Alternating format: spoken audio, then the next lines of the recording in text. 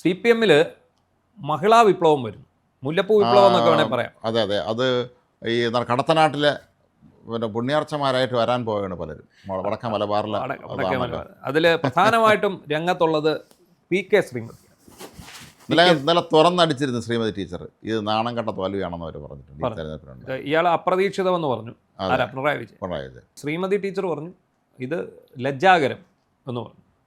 അപ്പോൾ എന്താണ് ഇവരുടെ ലക്ഷ്യമെന്ന് ചോദിച്ചാൽ കേന്ദ്ര കമ്മിറ്റിയിൽ നിന്ന് PK ശ്രീമതിയെ ഒഴിവാക്കണം, എങ്ങനെയെങ്കിലും ഒന്ന് ഒഴിവാക്കണം. നേരത്തെ അവരെ ഏതാണ്ട് സംസ്ഥാന അവിടെ നിന്ന് കമ്മിറ്റിയിൽ നിന്ന് ഒഴിവാക്കിയിട്ട് അവർ കമ്മിറ്റിക്ക് വന്നപ്പോൾ എന്താ അവരെ അവമാനിക്കാനൊക്കെ പുറത്തിറക്കി വിടാൻ എന്തൊക്കെ ഒരു ശ്രമം നടത്തിയിരുന്നു. അതെ, ഇപ്പം പിണറായി ഗോവിന്ദൻ അച്യുതണ്ടിൻ്റെ കണ്ണിലെ കരടാണ് PK ശ്രീമതി.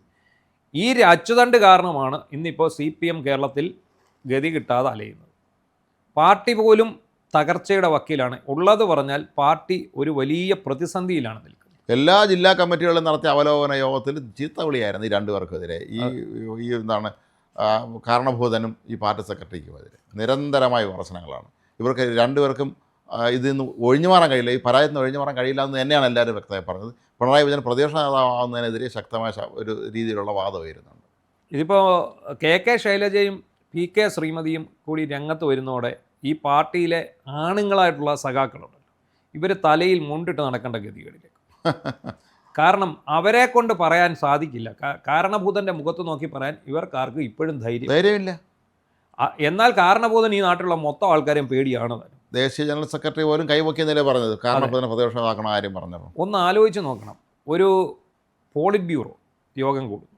ആ പോളിറ്റ് ബ്യൂറോ യോഗത്തിലെ പ്രധാന ചർച്ച പിണറായി വിജയനെ കേരളത്തിൻ്റെ പ്രതിപക്ഷ നേതാവാക്കണോ എന്നുള്ളതാണ്. ഈ പോളിറ്റ് ബ്യൂറോ എന്ന് പറയുന്നത് ഓൺലൈനിലാണ് കൂടുന്നത്.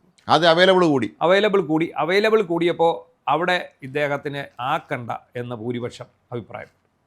രണ്ടാമത് കൂടുന്ന 18 അംഗങ്ങളിൽ 17 പേര് കൂടുന്നു, ഒരാൾ വിട്ടു നിൽക്കുന്നു, വാസുകി എന്ന് പറയുന്ന അംഗം വിട്ടു നിൽക്കുന്നു.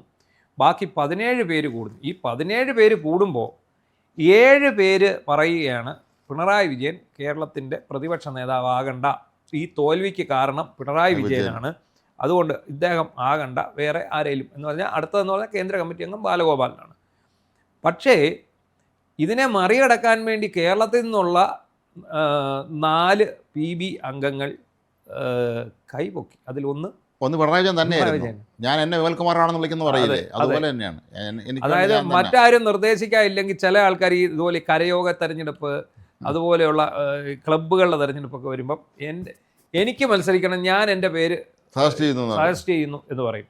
എന്നാൽ ജനാധിപത്യ രീതിയിലുള്ള ഒരു തെരഞ്ഞെടുപ്പാണെങ്കിൽ ഒരാൾ പേര് നിർദ്ദേശിക്കാനും ഒരാൾ സപ്പോർട്ട് ചെയ്യാനും പിന്താങ്ങാനും വേണം. അങ്ങനെയാണ് സാധാരണ നമ്മുടെ നാട്ടിലുള്ള തെരഞ്ഞെടുപ്പുകളും കാര്യങ്ങളും ഒക്കെ മുന്നോട്ട് വന്നത്. പക്ഷേ ഇവിടെ എന്താ സംഭവിച്ചത്? ഇവിടെ പിണറായി വിജയൻ എന്ന് പറയുന്ന കേരളത്തിൻ്റെ മുൻ മുഖ്യമന്ത്രിയായിട്ടുള്ള LDF അല്ലാതെ മറ്റാര് എന്ന മുദ്രാവാക്യവുമായിട്ട് രംഗത്ത് വന്ന ഈ പിണറായി വിജയന് പരിതാപകരമായ അവസ്ഥയിലേക്ക് ഗതികെട്ട അവസ്ഥയിലായി പോയെന്നുള്ളതാണ്. അത് ഞാൻ തന്നെ കൈവക്കുക. അത് വിജയരാഘവനും ബേബിയും ഇയാളും ഗോവിന്ദനും കൈപൊക്കി, ഇദ്ദേഹം കൂടെ കൈപൊക്കി ഇല്ലായിരുന്നെങ്കിൽ ഈ പുള്ളി പോളിറ്റ് ബ്യൂറോയിൽ തോറ്റുപോയനെ എന്ന് പറഞ്ഞാൽ അഭിപ്രായം ഇതിൽ തോറ്റുപോയനെ. അഭിപ്രായ വോട്ടെടുപ്പ് എല്ലാവരും വിറപ്പിച്ച് നിന്ന എന്താണ് ഒരു ഭയങ്കരൻ അവിടെ പരാജയപ്പെട്ടു പോകുമായിരുന്നു. ഇരട്ടച്ചങ്കനാണല്ലോ ആള്.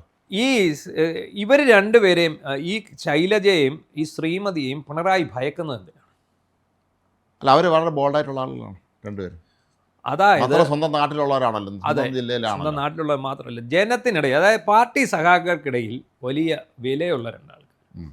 PK ശ്രീമതിക്ക് ആകെ പറ്റിയ ഒരു അബദ്ധം പണ്ട് തീവ്രത ഇളക്കാൻ പോയി, പിന്നെ ചിറ്റപ്പനെ കൊണ്ട് ജോലി വാങ്ങിപ്പിച്ചതാണ്. അതെ, ഈ 2 എണ്ണമാണ് PK ശ്രീമതി. അത് കാരണം PK ശ്രീമതിയെ ചവിട്ടി താത്തിട്ടിരിക്കുകയാണ് ഇവർ.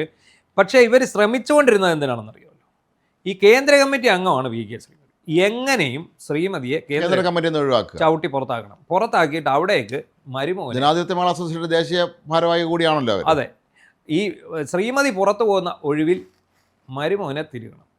അതാണ് ലക്ഷ്യം. ആ ലക്ഷ്യവുമായിട്ട് ബന്ധപ്പെട്ടാണ് ഓരോരുത്തർക്കും ഓരോ ലക്ഷ്യമായിരുന്നു തെരഞ്ഞെടുപ്പിൽ. അത്രയുള്ള പണ്ടും ഇങ്ങനെ തന്നെയായിരുന്നു കേട്ടോ, പണ്ടും ഇതൊക്കെ തന്നെയായിരുന്നു പരിപാടി. പക്ഷേ നമ്മൾ ആരും അത് അറിയുന്നില്ലായിരുന്നു. ഇന്നിപ്പോൾ എല്ലാ കാര്യവും സുതാര്യമായല്ലോ, എല്ലാ കാര്യങ്ങളും വളരെ പുറത്തു വരുന്നുണ്ട്.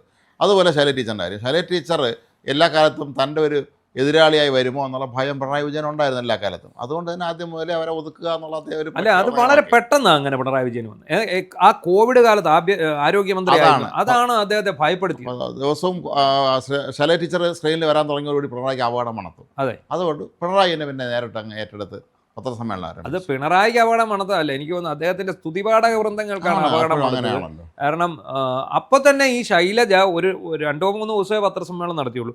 അപ്പോൾ തന്നെ ഇത് അദ്ദേഹത്തിന്റെ ഈ ശൈലജയുടെ തലയിലേക്ക് ചെല്ലുകയാണ്.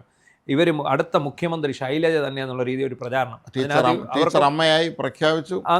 അങ്ങനെ ടീച്ചറമ്മ ഉറങ്ങുന്നില്ല എന്നൊക്കെ പറഞ്ഞ് പ്രഖ്യാപനമൊക്കെ വന്നു. എന്തായാലും ആ ഒരു കോവിഡ് കാലം കൊണ്ട് പിണറായി വളരെയധികം ഭയന്നു.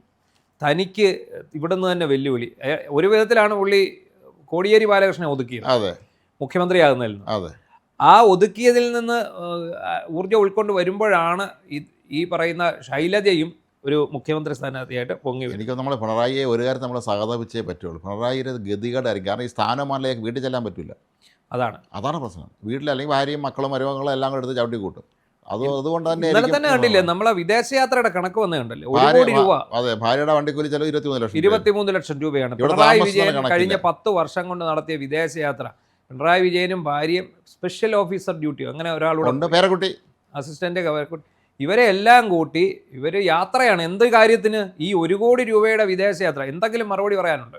പേരക്കുട്ടി രാവിലെ നെറ്റടിച്ച് നോക്കും, എന്തെങ്കിലും ഞാൻ കണ്ടില്ല സ്ഥലമുണ്ടോ, അതിന് സ്വിറ്റ്സർലൻഡിൻ്റെ സ്ഥലം ഞാൻ കണ്ടിട്ടില്ല, നോക്കുമ്പോൾ റെഡി അങ്ങോട്ട് പോകുന്നു. എന്തെങ്കിലും ഒരു കാര്യം ഇത്രയും രാജ്യത്ത് പോയിട്ട് 1 രൂപ അവിടെ കൊണ്ടുവന്നിട്ടുണ്ട് അവർക്ക് എന്തെങ്കിലും ഒരു നിക്ഷേപമായിട്ട് എന്തെങ്കിലും. അതെ, ഇവർ തിന്ന് സുഖിച്ച് അവിടെ 7 സ്റ്റാർ ഹോട്ടലിൽ ജീവിച്ചല്ലാതെ ഒരു മണ്ണാങ്കട്ടയും കൊണ്ടുവന്നിട്ടില്ല സത്യം പറഞ്ഞാൽ. അതുപോലെ ശൈലജ തുറന്നു പറഞ്ഞ ഒരു കാര്യം, പേരാവൂരിൽ നിർത്തി തോൽപ്പിച്ചു. പേരാവൂര് തോക്കും എന്ന മണ്ഡലം ഉറപ്പായിരുന്നു. മട്ടന്നൂരിൽ അവർക്ക് വേണേ തുടരാം, അല്ല അവരെ മത്സരിപ്പിക്കരുതായിരുന്നു. മനഃപൂർവ്വം നേരത്തെ തോൽപ്പിച്ചാണ്. വടകരയും തോൽപ്പിച്ച് ഇവിടെയും തോൽപ്പിച്ച് കഴിയുമ്പോഴത്തേക്കും ഇനി തീർന്നു, അടുത്തൊരു പരിഗണിക്കണ്ടല്ലോ. നമ്മൾ ആ കോവിഡ് കാലം തൊട്ട് ഈ പിണറായി വിജയനും ശൈലജയും നമ്മളില്ല ആ ഒരു അതിനകത്തെ ഒരു ഏറ്റുമുട്ടൽ അതാരും ചർച്ച ചെയ്തിട്ടില്ല. പക്ഷെ ഇവർ തമ്മിലൊരു ഭിന്നത ഉണ്ടെന്നുള്ളത് നമുക്ക് കൃത്യമായിട്ട് അറിയാൻ പറ്റും. മന്ത്രിസഭാ യോഗത്തിൽ അങ്ങനെ വിജയേട്ടൻ എന്ന് പറഞ്ഞപ്പോൾ പുള്ളി ചീത്ത വിളിച്ചെന്നാണ് പറഞ്ഞത്. CM എന്ന് വിളിച്ചാൽ മതി. അതെ, അപ്പം ഇവർ ഈ ശൈലജ മുഖ്യമന്ത്രി സ്ഥാനത്തേക്ക് ഉയർത്തിക്കാട്ടപ്പെടുന്നു. ഇന്ത്യയിൽ ഏറ്റവും നന്നായിട്ട് കോവിഡ് നിയന്ത്രിച്ച സംസ്ഥാനമാണെന്ന്. ഇതെല്ലാം തള്ളായിരുന്നു. PR ആയിരുന്നു. കാരണം പിണറായി വിജയനേക്കാൾ നല്ല PR ആയിരുന്നു KK ശൈലജയ്ക്ക്. KK ശൈലജ ഒന്നുമല്ലായിരുന്നു. അവർ ഡോക്ടറെ കണ്ടാ പേര് ഞാൻ പറഞ്ഞു, അവരെല്ലാവരും കൂടെ ആണല്ലോ ഗംഭീര PR. അത് KK ശൈലജ ഒന്നുമല്ലായിരുന്നു. KK ശൈലജയ്ക്ക് വേണ്ടി ഒരു ഡോക്ടർ PR വർക്ക് ചെയ്യാൻ ഒരു ഡോക്ടർ ഉണ്ടായിരുന്നു. ആ ഡോക്ടറെ സ്ഥലം മാറ്റുകയാണ് പിണറായി വിജയൻ ചെയ്തത്. അത്രേ ഉള്ളൂ.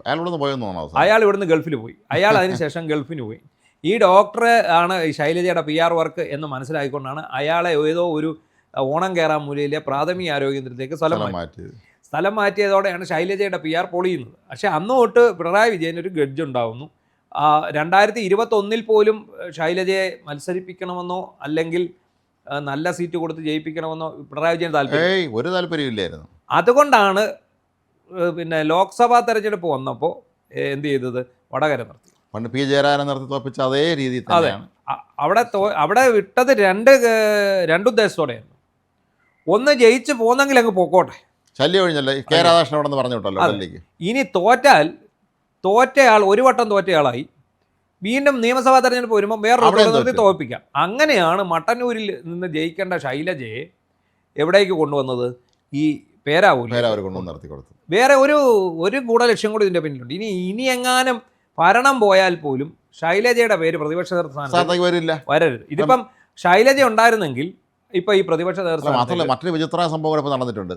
തളിപ്പറമ്പിലും അതുപോലെ നമ്മുടെ പയ്യന്നൂരും ഉണ്ടായ പരാജയങ്ങൾ അന്വേഷിക്കാൻ പാർട്ടി അന്വേഷിക്കും. അതേസമയം പേരാവൂർ അന്വേഷിക്കുന്നില്ല. അതിനൊരു കാരണമുണ്ട്. പയ്യന്നൂരും തളിപ്പറമ്പും പാർട്ടി കോട്ടയം, പേരാവൂർ UDFന്റെ മണ്ഡലം. അതെ, അതുകൊണ്ടാണ് അവിടെ ശൈലജ ടീച്ചറിനെ പോലെ വളരെ ജനകീയ ഒരാൾ മുമ്പൊരിക്കൽ ജയിച്ചിട്ടുള്ളതാണ് അവരോട്. അതെ ആണ്. പക്ഷേ ഇത് പരമ്പരാഗത UDF മണ്ഡലമാണ്, മറ്റേ രണ്ടും പരമ്പരാഗത LDF മണ്ഡലം. അപ്പോൾ പിന്നെ സ്വാഭാവികമായിട്ടും അത് മാത്രമല്ല, ഈ സംസ്ഥാനം ഒട്ടാകെ ഇത്രയും വലിയ തിരിച്ചടി നേരിടാൻ കാരണമായ 2 മണ്ഡലങ്ങളാണ്. അതാണ് നമ്മൾ ഇന്നലെ അത് ചർച്ച ചെയ്തിരുന്നു. അതെ, ഈ MV ഗോവിന്ദന്റെ ഭാര്യയെ നിർത്തിയത് കൊണ്ടാണ് ഈ പ്രശ്നം വന്നത്. ഇപ്പോൾ UDFൽ തുളസി ശ്രീകണ്ഠൻ MP യുടെ ഭാര്യയാണ്. അപ്പോൾ അവർക്ക് കുടുംബാധിപത്യമാകാം, CPM ആയിക്കൂടെ എന്നൊരു ചോദ്യം വരുന്നുണ്ട്. പക്ഷേ CPM ആയിക്കൂടാ, അതാണ് അതിൻ്റെ ആയിക്കൂടല്ലോ. പണ്ട് അങ്ങനെ ഒരു രീതി അവിടെ ഉള്ളതാണല്ലോ. അങ്ങനെയാണ് ആ പാർട്ടിയുടെ ഘടന. അപ്പോൾ അതിനെക്കുറിച്ചാണ് നമ്മൾ ഇന്നലെ സംസാരിച്ചത്. എന്താണെങ്കിലും ശരി, ഈ നേരെ നിന്ന് പിണറായി വിജയനോട് അഭിപ്രായം പറയാൻ പറ്റുന്ന ഒരു നേതാക്കളും നിലവിൽ CPM ഇപ്പോഴാണ് പല്ല് കൊഴിഞ്ഞ സിംഹമാണ് എങ്കിൽ പോലും അങ്ങനെയോട് സംസാരിക്കാൻ പേടിയാണ്. കാരണം ഈ നേരത്തെ പറഞ്ഞതുപോലെ CPM പോളിറ്റ് ബ്യൂറോയിലല്ല ഈ കൈമുക്ക് കക്ഷികളല്ലേ കൂടെ ഉള്ളത്, ഈ ഒക്കെ പോലെയുള്ള ആളുകളല്ലേ അവിടെ ഉള്ളത്. ഈ ദുർബലന്മാരെ കൂടെ നിർത്തുമ്പോൾ സ്വാഭാവികമായി ദുർബലന്മാരെ മാത്രമേ പിണറായി എപ്പോഴും കൂടെ നിർത്തുള്ളൂ. അതല്ലെങ്കിൽ ശക്തിയുള്ള വന്നു കഴിഞ്ഞാൽ നാളെ എന്നെ കടത്തി വെട്ടുമെന്നുള്ള ഭയമുണ്ട്. കോൺഗ്രസിലൊക്കെ പണ്ട് പല നേതാക്കന്മാർക്ക് സംഭവിച്ചത് എനിക്ക് വരുമെന്നൊക്കെ ഭയമുണ്ട്.